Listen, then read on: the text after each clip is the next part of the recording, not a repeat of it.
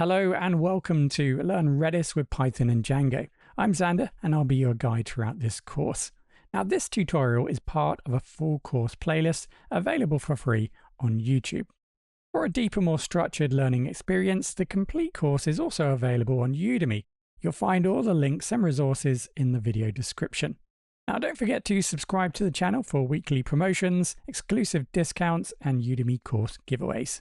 As you have already probably noticed by looking at the structure of this course, in this course the plan is to introduce each concept with a bit of theory, follow it up with a small practical exercise to build our understanding, and then apply what we've learned in a focus project example.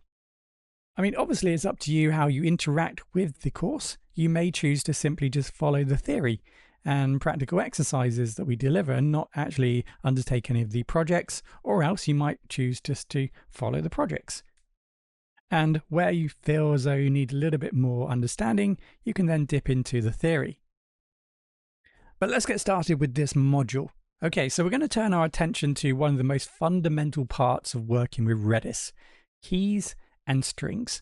So strings in Redis are simple, flexible, and widely used, forming the basis for many types of operations in application development. So we will begin by exploring how to set string values using various forms of the set command. We'll then look closely at how Redis keys work, including naming patterns and important practices that help keep data organized.